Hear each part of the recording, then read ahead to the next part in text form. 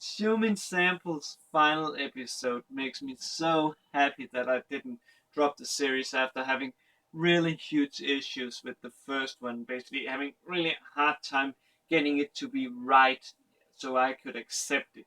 It actually took me 2 days to get it right, and I considered dropping it because it took so long and I had to take so many takes of it. But now I'm really happy because this series is so great. It's so really great, and I'm so looking forward to reading the manga next year, man. Because I want to know if there's more to this story, or if they actually ended the anime where where the manga ended, or is the if the manga is continuing. Because I kind of want to see more of what's it called, Eri Hanada or Miyu Miyu. Oh man, Miyuki. Man, I really want to see more of those, man. I really want. Oh man. But let's talk about the final episode where each of the girls gets to shine. Especially like Karen's way of shining, where she basically uses her whirlwind attack to declothe all the guys who are guarding the mansion where Reiko are being held.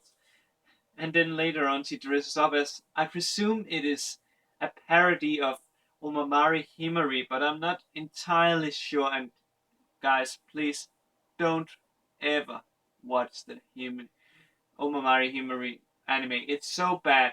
It's so bad that I almost would say that Pupa's anime is better. You will spend your time much better reading the 12 or 13 if you count volume 0 of Umamari Himari than just watching that abysmal anime, man. That abysmal anime. And yeah, as I was saying, when she dresses up as what I presume is Umamari Himari and destroys a mobile suit with her final attack, which destroys her clothes so she is in the burst suit. And I like how Kimito he throws his jacket over her so she isn't completely butt naked. I like that so much. I also like the fight that the brother Masumi he has with Takamiya, the guy who I presume he is like the butler of the mansion, where they basically are fighting. And then when we get back to them later, Takamiya he is like in only underwear, or actually not even underwear. He's in what I would call a G-string for guys, man. It's so great. I also like how they managed to incorporate fan service in Aika's part, where it's basically throwing a rock to destroy some robots. And then, oh man, I like the part where they're like so close to the what's it called control room, and oh man, they can just see they cannot reach in, and then the muscle guy saves them by basically holding up the what's it called the door in the best one eye style, and yeah, that is as I recall from Willow, which is a live action movie. Which oh man, I used to love that, but I'm not sure if I would love it if I went back to see it. But it's so great to see them basically holding that up, man. Oh man, those muscle guys, they are real bros, man. I am so happy for those. And then when Kimito he finally gets to, so to say, the room where Reiko are having her marriage council, or not council, actually talking or meeting or whatever it is.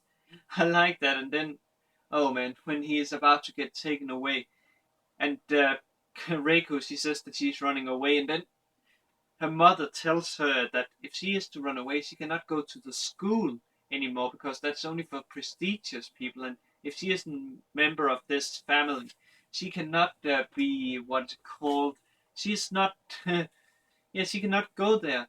And Kimito, he's great because he tells her that even if she is to run away, she can come to his house, and he may not be able to provide her with the luxury life that she has, but he will still convince his parents to let her stay. So she has a place to go, even if she is to break with her parents. So yeah, it's really great, and it's great because I just realized that he was basically like confessing to her, and this actually causes the shall we say other party to break up, and because they don't like a shall we say well-strong wife, or maybe shall we say maybe they actually was in on it and understood that Reiko would rather have Kimito as her husband, and therefore decided to pull back.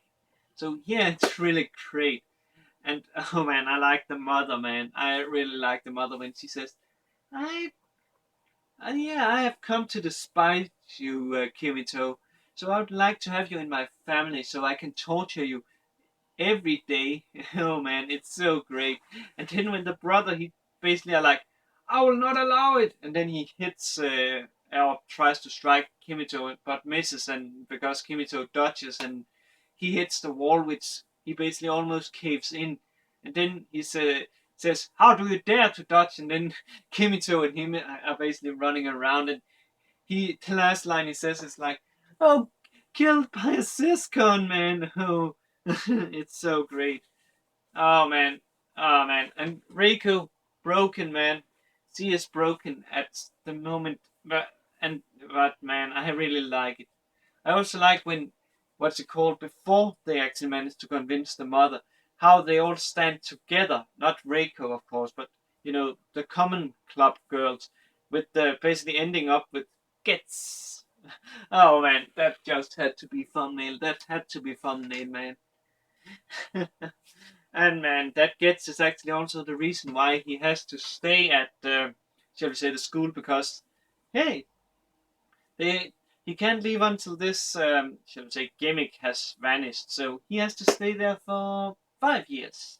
So yeah, and I must also I like the way where we see uh, Eri Hanada at the end screaming, "Kimito, where are you? And what are you doing?" when she actually was the one that caused him to get sent to that school, man. It's so great, man. I freaking love Shomin Sample.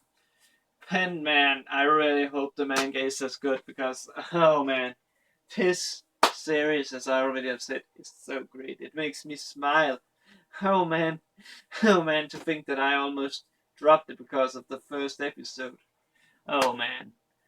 But with that said, all I have left to do is wish you all a good day, good night, wherever you are. And I think I will see you later, guys, with Anti-Magic Academy. Cheers.